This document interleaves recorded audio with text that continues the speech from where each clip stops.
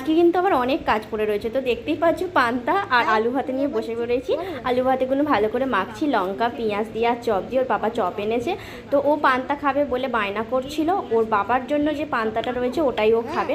আমি বললাম একটু চপ দিয়ে মাখি, বললো হ্যাঁ কিন্তু অর্ধেক চপ রেখে দেবে, আমি পান্তা দিয়ে আলাদা করে খাবো। তো গরম গরম চপ দিয়ে পান্তা আলু ভাতে মাখিয়ে দিলাম। আমি বললাম বাবু তুমি বড় হয়ে গেছো, নিজে হাতে খাও, এবার চেষ্টা করো। তো ওকে আমি একা খাতে দিলাম। এইদিকে আমার রান্না বান্না হচ্ছে, এই যে পান্তা।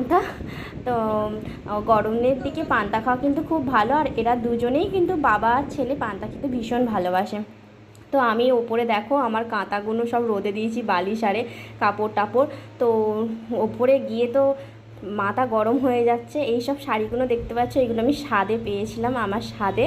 তো এইসব শাড়িগুলো তো ফেলে দিতে নেই, তো আমি ঘরে বসে কাঁথা করেছি। শীতকালে সত্যি কথা বলতে গেলে আমি ছাদেতে কাঁথা মা পেতে দিত, আর আমি সেগুলো বসে বসে সেলাই করতাম। তো এই কাঁথাগুলো দেখতে পাচ্ছি। এই ধারে শাড়িটা আমার মার শাশুড়ি দিয়েছিল, ইয়েলো কালার শাড়িটা। আর এই যে শাড়িটা আমার রিনা মাসি দিয়েছিল, আমার ছোটো মাসি দিয়েছিল হলুদটা। আর স্কাইটা আমার রিনা মাসি দিয়েছিল সাদেতেই যত পাওয়া শাড়ি। এই শাড়িটা আমার বাপের বাড়ি, পিঙ্ক কালার শাড়িটা বাপের বাড়ি থেকে বিয়ে করে যখন আসি আর কি, সঙ্গে করে যে শাড়ি পাঠাতে হয় ওই পিঙ্ক কালার শাড়িটা পাঠিয়েছিল। আরও তার সঙ্গে 3টে শাড়ি ছিল তাঁতের, ওটাও এক ধরনের তাঁতের শাড়ি। তো এইসব শাড়িগুলো সত্যি কথা বলতে আমি ফেলি না। আর অনেকেই আছে বাসন কোসন নেয় শাড়ি দিয়ে, আমি সেগুলো নিই না, আমি কাঁথা তৈরি করি। এই যে শাড়িটা দেখতে পাচ্ছ লাল রঙের, এটা কোহিনুর শাড়ি ছিল।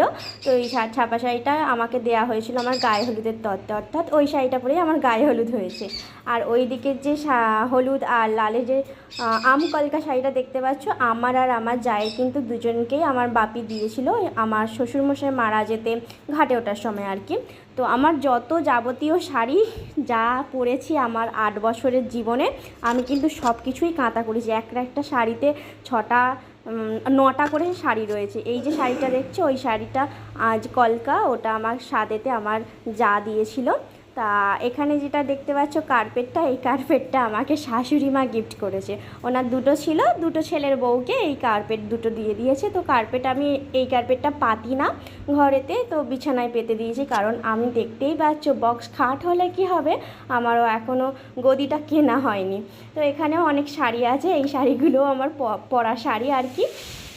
আর বিছানা গোছানো হয়ে গেল, কতটা ধুলো বার হয়েছে দেখো। এইগুলো পরিষ্কার করছি, তখন প্রায় 12টা বাজে। রান্না বান্না করা, ছেলেকে খাওয়ানো, স্নান করানো, আর এত অনেক কেচেছি। অসহ্যের কাচাকুচি ছিল, পর্দা, সোফার কভার, বিছনার কভার, সেগুলো কেচে ঢিপি করে রাখা আছে। এই যে পান্তা খেতে এসে গরম ভাত খেয়ে চলে যাচ্ছে, ডাঁটা দিয়ে মাছের ঝোল ছিল সেটা দিয়ে খেয়ে চলে গেল। আর ও চপ খেলো শুধু মুখে, দুষ্টুমি করে চপ খাওয়া হচ্ছিল, চপটা ফেলে দিল। এত পচা না কি বলবো, একবার এত ইয়ার্কি করে আমি রেগে যাই।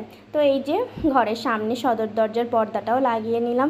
এত গরম, এত রোদ্দুর বাইরে, আমি তো মানে পা দিতে পারছি না, যেমন ছাদেতে তেমন নিচেতেও। তো মঙ্গল ঘরটাও লাগিয়ে নিলাম। আরও অনেক কাজ বাকি আছে, শুধু মাথার মধ্যে ঘুরছে, কাজ বাকি আছে। ঘরদোর মোছামুছিও করা হয়ে গেল ঝাঁট দিয়ে। বাবুর স্কুলের যে ড্রেসগুলো আছে আমাকে ডেলি কাচতে হয়, সেগুলোও কেচে নিলাম। পা মোছাগুলো ছিল কেচে নিলাম। আর এই ঘরে যত এ ঘরের জিনিসপত্রগুলো ও ঘরেতে রেখেছিলাম, এই যে কাঁচের টেবিলটা সরিয়ে রেখে দিচ্ছি। আলমারির কভারটাও কিন্তু আমি কেচে দিয়েছি। কাচতে গিয়ে দেখলাম অনেকটা ছিঁড়েও গেছে আলমারির কভারটা, কি আর করা যাবে। আমার জেঠু আছে না, জেঠুকে দিয়ে কিন্তু আমি সব কিছু সেলাই করিয়ে নিই। তো জেঠু মানুষটা এত ভালো, এত ধৈর্য, কোনো দিন কোনো বিষয়ে রাগ করে না। তো উনি ভালো থাকুক, উনি ভালো থাকলে আমরাই তবে ভালো থাকবো। আলনারে দেখতে পাচ্ছ একদম ফাঁকা করে ফেলেছি, সব কিছু মোছামুছি করতে হয়েছে কিনা ওই জন্য। আবার আমি ও ঘর থেকে সমস্ত জামা কাপড় যা কিছু আরে রেখেছিলাম সব নিয়ে এসে আলনায় পাট করে করে গুছিয়ে রেখে দিচ্ছি। ঘরদোর পরিষ্কার করতে সত্যি সবার ভালো লাগে, কিন্তু ঘরদোর পরিষ্কার থাকলে দেখতেও যতটা ভালো লাগে। এত গরমে ঘরদোর পরিষ্কার করা মানে নিজেকে নাজেহাল করা। এই যে আসন দুটো দেখতে পাচ্ছ, এইগুলো আমার তৈরি আসন। আমি কিন্তু এই জেঠুর থেকেই শিখেছি এই আসন তৈরিগুলো। আমি অনেক আসন বানিয়েছি, কিছু মানুষকে গিফটও করেছি আপনজনদের। তোমরা কিন্তু কমেন্ট করে বলবে আমার এই আসনগুলো কতটা সুন্দর হয়েছে। আমার তো বেশ ভালো লাগে। এগুলো কাপড় কেটে কেটে ছোটো ছোটো করে ওই রকম ডিজাইন করে করে, এটা কোনো ইউটিউব দেখে নয় কিন্তু বন্ধুরা, শুধুমাত্র আমার জেঠু মশাইয়ের থেকেই আমার এইগুলো শেখা। তো যাই হোক, আমি এটা সেটা করে গুছিয়ে নিচ্ছি। আর এই যে শাড়িটা দেখতে পাচ্ছ লাল পাড় সাদা শাড়ি, এটা আমার দিদার মানে আমার মায়ের। আর দিদা আমাকে এটা দিয়েছে, আমি ওটা পরে সন্ধে দিই। সন্ধে দেওয়ার সময় ওই শাড়িটা পরি। তারপরে ঘরের যে সমস্ত ফুল টুলগুলো ছিল সেগুলো, টেডি বিয়ারগুলো ছিল সেগুলোও কেচে দিয়েছিলাম, বালিশের কভারগুলো ছিল, তো কুশান সেটের ওগুলোও কাচতে হয়েছে, এই ফুলগুলোও কাচতে হয়েছে, ঠাকুরের মালা আরে মানে যা যাবতীয় কাচাকুচি করতে হয়েছে আমাকে। অসৌজের কাচা মানে সব কাচতে হবে, তাই না? এবার কবে 13 দিন হলে তবে নখ টখ কাটতে পারবো, তবে একটু সিঁদুর টিঁদুর পরতে পারবো। টিপ সিঁদুর না পরে যেন মুখ টুক কীরকম বাজে একটা লাগছে। তো এই ঘরেও বিছনার চাদর আরে পাতা হয়ে গেছে, দেখতে পাচ্ছ ঘরটারগুলো গোছানো হয়ে গেছে, ওই ঘরটাও গুছিয়ে ফেলেছি। আর এখানে সোফার কভারটা লাগিয়েও দিয়েছি। আর এই ঘরটায় দেখো বাবু ফোন দেখছে শুয়ে শুয়ে, মানে সারাক্ষণ বিছানায় শুয়ে শুয়ে ফোন দেখা ছাড়া কাজ নেই। সামনে এক্সাম চলছে এখন, ও এত ফোন দেখলে হয় বলুন? টিভির কার জন্য কেবিল লাইন ভরিনি, যাতে ফোন দেখাটাও একটু কমে, টিভি দেখাটা। আর আমাদের লাঞ্চে এই রান্না হয়েছিল কুমড়ো পটল আলু আর ডাঁটা দিয়ে একটা চচ্চড়ি মতো, ঢ্যাঁড়স চচ্চড়ি সর্ষে পোস্ত দিয়ে, ডাল আর ভাত করেছিলাম। মাছের ঝোলটা ও খেয়ে নিয়েছে, কালকে ছিল। আর এখানে আমরা শুয়ে পড়েছি দুপুরবেলায়, চিকু সোনাটাও আমাদের কাছে এসে শুয়ে পড়েছে। এত গরম তাই জন্য আমরা ড্রয়িং রুমেই শুয়েছি।